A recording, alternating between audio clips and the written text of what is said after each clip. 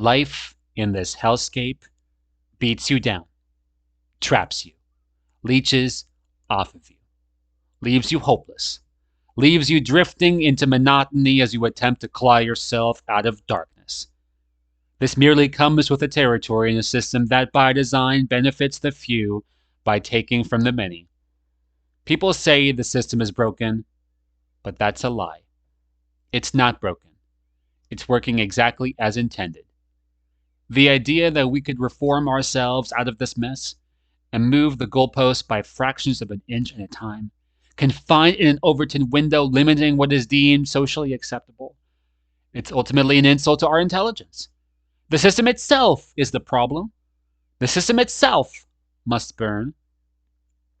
The system, it strips us of our humanity and treats us as a statistic, a number on a spreadsheet, a gear in a machine, a cog in a wheel, expendable. We ought to remind not just our corporate overlords, but chiefly ourselves, that our worth as human beings, ripe with dreams, full of love, made of flesh and bone, tears in our eyes and scars on our hearts, is worth so much more than the lifetime of work and suffering they subject us to. We deserve better.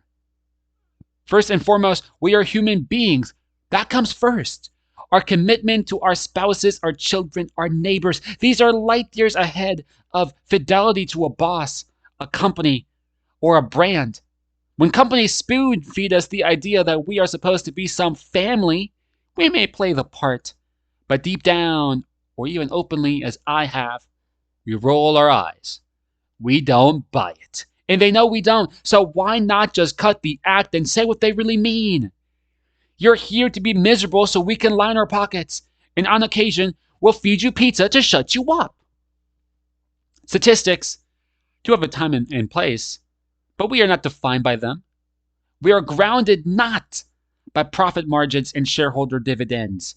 It's the people we hold dear, our passions and talents, and our faith, should we have one, that ground us. Yet, we must make a case, beyond anecdotes, as plenty as they are, as valid as they are. There are those of us out there who still doubt, still apologize for and defend this system. The line between enabler and victim is blurred. The line between bootlicker and comrade is blurred. This moment has for us a big ask. A task so great it will take the ingenuity, the passion, and the vision of millions, and the discipline to see it through. We are nearing a tipping point.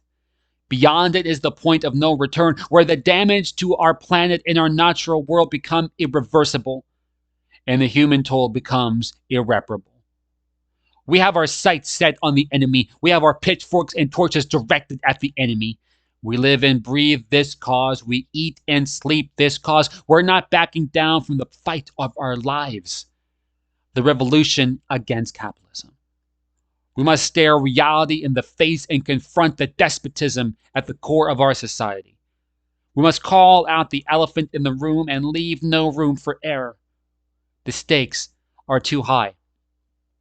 What else are we supposed to do when CEO earnings have skyrocketed by 1,460% since 1978, while wages have not kept up with inflation, productivity, or the cost of living?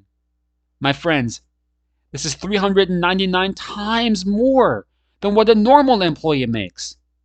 Now, a misconception about socialism that I would like to clear up. The idea that all workers will be paid exactly the same. It's not true. Ultimately, we all reap the fruits of our labor. All of it, not some percentage. Capitalism is not a meritocracy, because in what world could someone work hundreds of times harder than another, especially when that person is a pencil pusher, a wealth hoarder, a capitalist pig?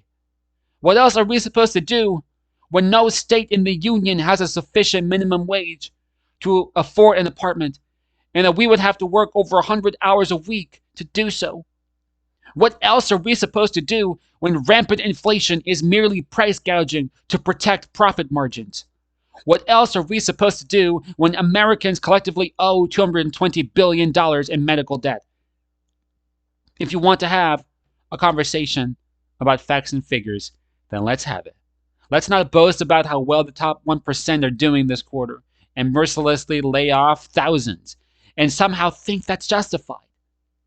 In real terms, how is the increasingly eroding working class holding up? What pain are they in? What stories do they have to tell? I don't want to hear it about what they think is impossible. We can't afford a failure of imagination.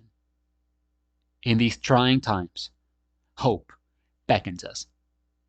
Are we going to answer that call?